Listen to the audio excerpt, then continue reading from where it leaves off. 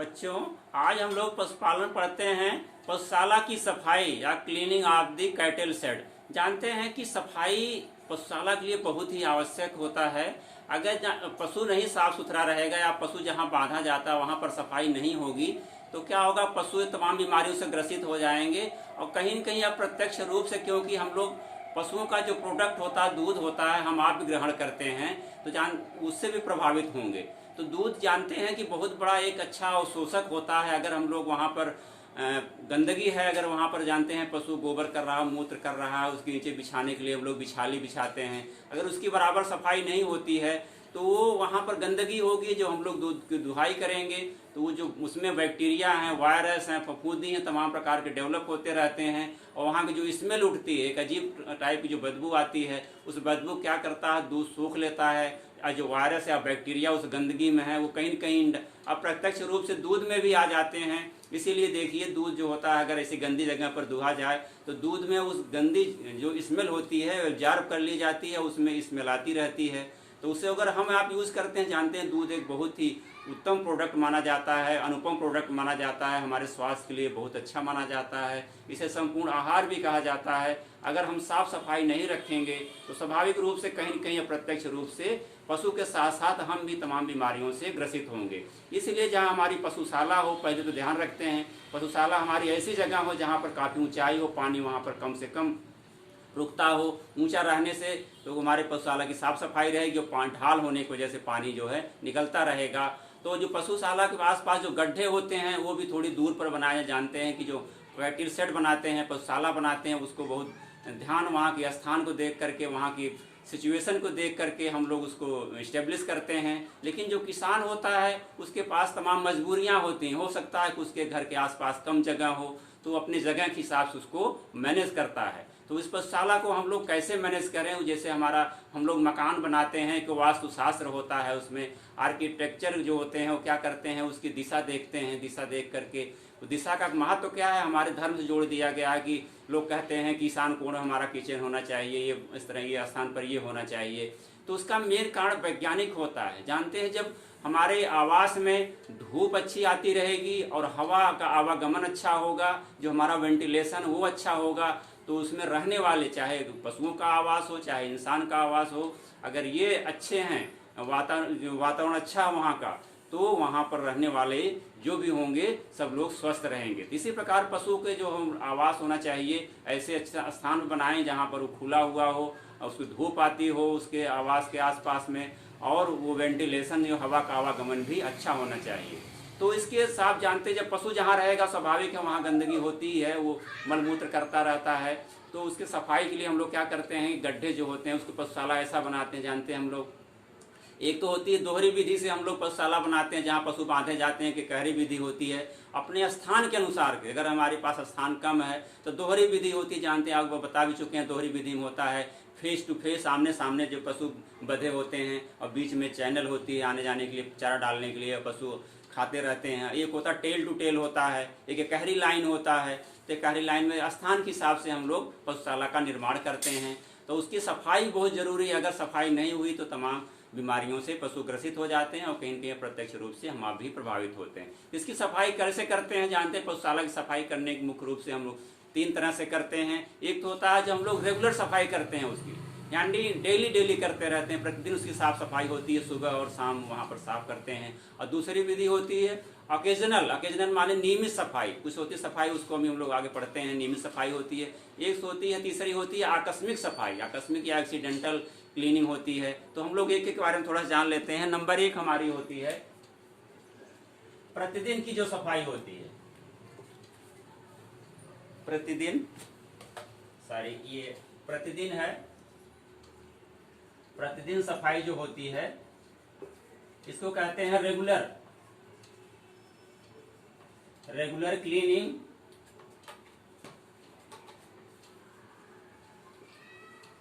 Regular cleaning. दूसरी हमारी है सामयिक सफाई,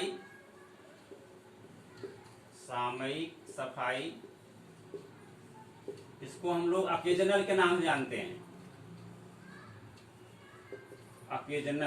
ऑकेजनल क्लीनिंग।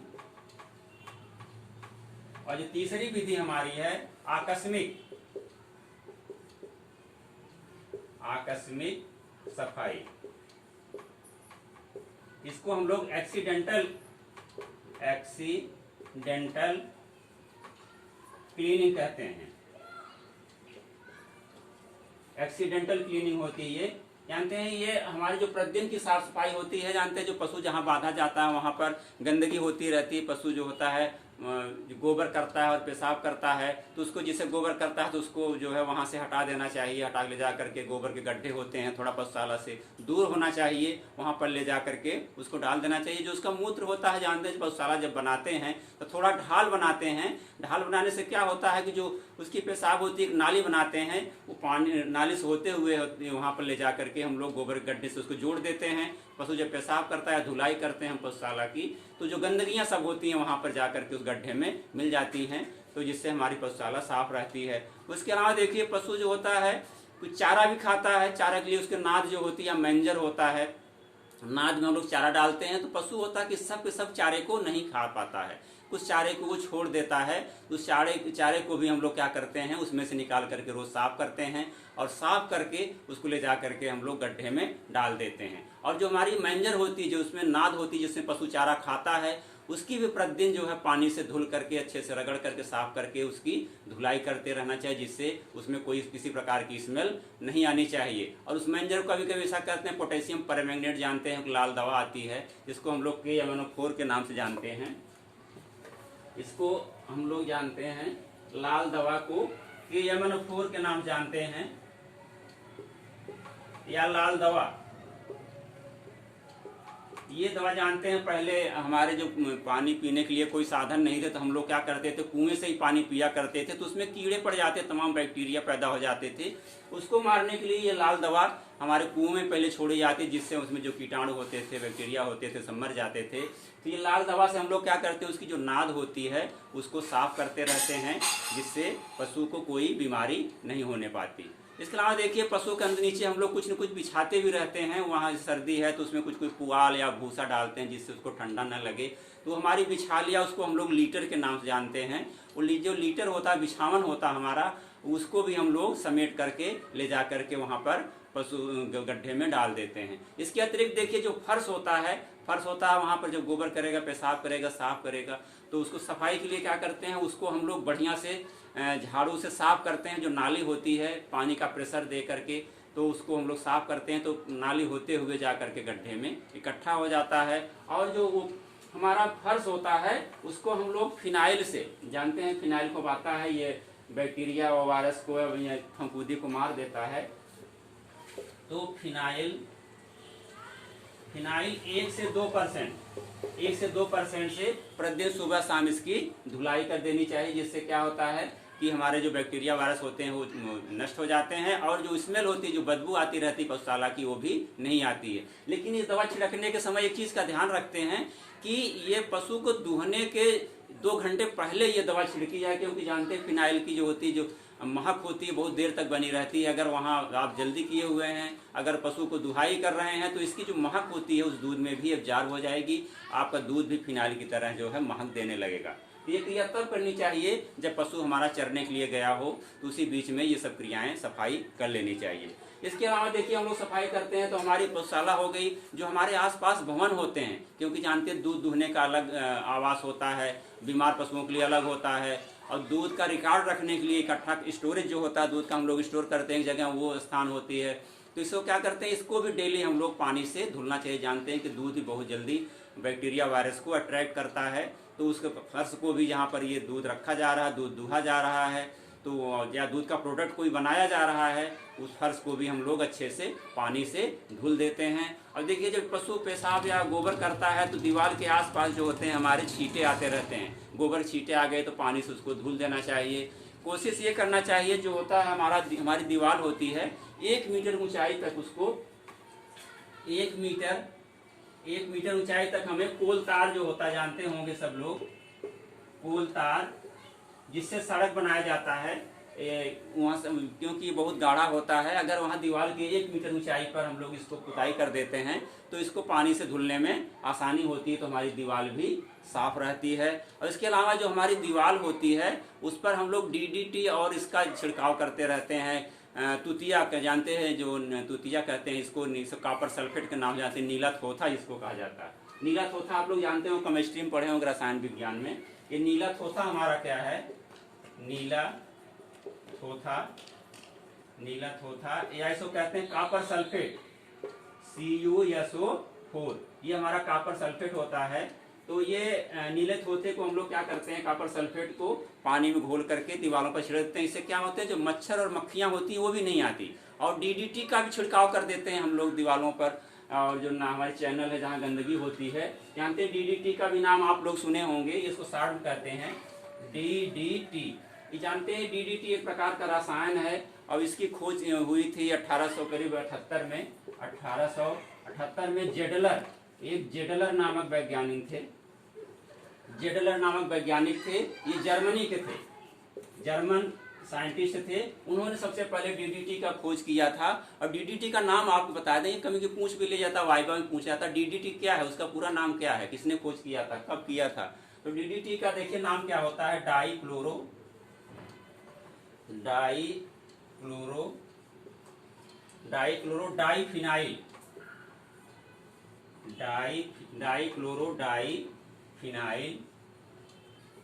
और टी से डाइफिनाइल और टी से हो गया ट्राइक्लोरोइथेन।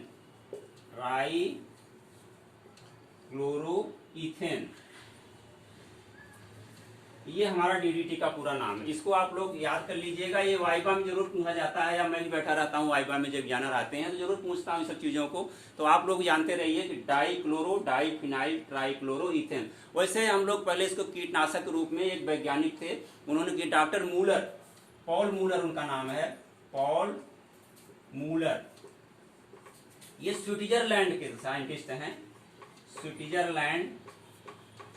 पॉल मूलर स्विट्जरलैंड के साइंटिस्ट थे। जब जेडलर ने इसका खोज किया था 1878 में, लेकिन ये 1939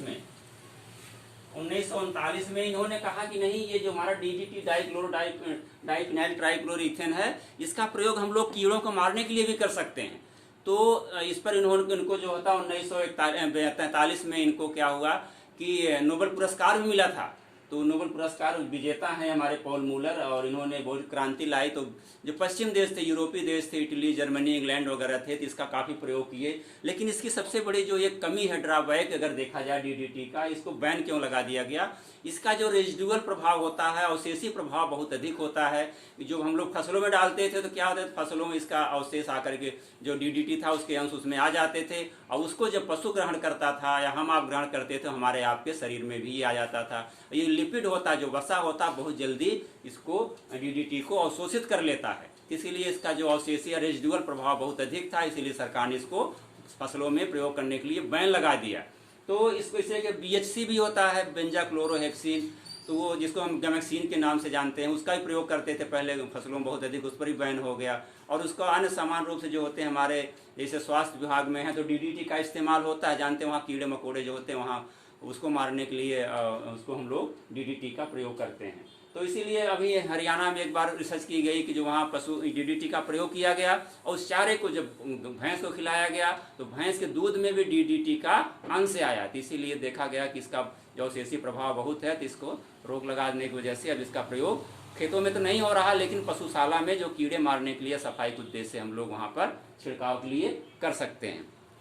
अभी हो गया हमारी। अब दूसरी देखिए हमारी सफाई होती है, ये सामयिक सफाई, ये प्रतिदिन वाली सफाई हो गई, रेगुलर क्लीनिंग। और सामयिक सफाई क्या है, दूसरी जो सफाई हमारी क्या होती है, सामयिक सफाई जानते हैं, जैसा ऑकेजनल कहते हैं। ऑकेजनल क्या होता है कि जानते हैं, हमारी जो पशुशाला होती है काफ़ी बड़ी होती है, जो प्रॉपर मैनेज करके बनाते हैं, या किसान अपना बनाता तो अपने हिसाब से बनाता है। इसको साल में कम से कम 2 बार हम क्या करें, पशुशाला की पूरी सफाई। देखिए वहाँ पर जो जाले लगे हों, हमारे ऊपर जो गंदगियाँ हों, उसको कहीं दीवार टूटी हो तो उसकी रिपेयर करवा दें, तो या फर्श टूटा हो उसका रिपेयर करवा दें। इसके अलावा जो होता है इसकी पुताई करना चाहिए चूने से। जानते हैं कि चूना जो होता है, जो तमाम होते हैं हमारे, उसके बैक्टीरिया वायरस को, मक्खियों को भी आने से रोकता है, उसको नष्ट भी करता है। तो चूने से सफाई, कलई से सफाई कर देना चाहिए दीवारों को। तो वर्ष में 2 बार इसको करते हैं, वर्ष में 2 बार चूने से सफाई करना चाहिए इसका। तो इससे क्या होता है कि हमारी दीवारें साफ रहेंगी और मच्छर मक्खियां नहीं आएंगी और कोई पशुओं को बीमारी भी नहीं होगी। जो तीसरी सफाई हमारी है, मुख्य रूप से देखा जाए एक्सीडेंटल या आकस्मिक सफाई। आकस्मिक सफाई क्या होती है, यानी जानते हैं कि हमारे पशुशाला है, पशु हैं, तो वहाँ क्या होगी, नंबर 3 जो होती है आकस्मिक सफाई। आकस्मिक सफाई, इसको हम लोग एक्सीडेंटल, जैसे एक्सीडेंट होता है आकस्मिक रूप से कोई घटना घटित हो जाती है, इसको हम लोग एक्सीडेंटल क्लीनिंग भी कहते हैं। जानते हैं हमारे जब पशु बीमार होते हैं, तमाम प्रकार की बीमारियां होती हैं पशु, जानते हैं खुरपका, मुख्यपा, रिंडरपेस्ट, पशु प्लेग हैं, फाउल पॉक्स, तमाम प्रकार की इस प्रकार की जो हैं बीमारियां हैं होते रहते हैं। तो उससे क्या करते हैं हम लोग पशुओं को दवा ट्रीटमेंट करते हैं, ठीक भी हो जाता है। उसके पास जो अगर दूसरे पशु संपर्क में आते हैं, जो उसके संपर्क में आएंगे पशु क्या होंगे, उस बीमारी से प्रभावित हो जाते हैं। अगर पशु बाय द वे बीमार से ठीक हो गया तो उसके जो अवशेष होते हैं, जो पशु चारा खा रहा है या पानी पी रहा है, जहाँ रह रहा है, तो उससे क्या होगा, जो वहाँ पर ये जो उसका अवशेष है उसको क्या करें हम लोग उठा कर ले जा करके कहीं गड्ढे में डाल के सड़ा देना चाहिए या उसको जला देना चाहिए। नहीं तो उसमें जो बैक्टीरिया या वायरस थे पशु उस बीमारी ग्रसित किया था, तो वो उसमें अवशेष बचे रहते हैं और समयानुकूल यानी जब अनुकूल परिस्थितियाँ पाते हैं तो पुनः डेवलप हो जाते हैं और दूसरे पशु को प्रभावित करते हैं। उसके अलावा अगर पशु के कैजुअल डेथ हो गई, मर गया हमारा पशु मान लीजिए बीमारी से उसको हेमरोहेजिक सेप्टिक, घुड़का जिसको कहते हैं, घुड़का रोग हो जाता है, गले में घुर घुर की आवाज़ आती है, तो उससे मान लीजिए अगर बीमारी हो गई, छुआछूत बीमारी है, कंटेजियस बीमारी है, उसको हो गई, वो मर गया, तो अगर वहाँ पशु दूसरा कोई इसके संपर्क में आता है या जो चारा खा रहा था उसको दूसरा पशु खा लेता है तो उसको भी बीमारी हो जाएगी। तो क्या करते हैं, पशु डेथ हो गई है तो जहाँ पर डेथ हुई थी उस एरिया को क्या करें, अगर हमारा कच्चा फर्श है तो वहाँ की करीब 4 इंच मिट्टी को ही हम लोग खोद करके ले जा करके कहीं दूर किसी गड्ढे में दबा देते हैं। अगर पक्का फर्श है तो क्या करें, उसको डिटर्जेंट वाशिंग सोडा से या हम लोग इससे फिनाइल से अच्छे से उसको धुल करके बढ़िया से सफाई कर देते हैं 5% 4-5% जो फिनाइल से, जिससे क्या होता है जो बैक्टीरिया वायरस होते हैं वो सब वहाँ पे समाप्त हो जाते हैं। तो हमारी सफाई की मुख्य रूप से 3 विधियाँ, इसे करने से हमें लाभ क्या है जानते हैं। जब हमारा साफ सफाई अच्छी होगी तो हमारे पशु भी स्वस्थ रहेंगे और जब स्वस्थ होंगे तो हमारे पशुशाला का जो उत्पादन होगा, अगर गाय है भैंस है तो दूध का उत्पादन अच्छा होगा और उसको हम लोग इस्तेमाल करेंगे, हम आप भी स्वस्थ रहेंगे, पशु भी स्वस्थ रहेगा और आसपास का वातावरण भी साफ सुथरा रहेगा और किसान को अधिक इनकम प्राप्त होगी और कोई वहाँ पर जीवाणु आसपास नहीं डेवलप होने पाएगा। तो ये हमारे इससे लाभ भी होते हैं। तो इसीलिए पशुशाला की सफाई अवश्य करनी चाहिए। इसको परीक्षाओं में भी क्वेश्चन आते हैं, पशुशाला की सफाई करते हैं। आगे हम लोग फिर पढ़ते हैं। आज इस क्लास में ही समाप्त करते हैं। धन्यवाद।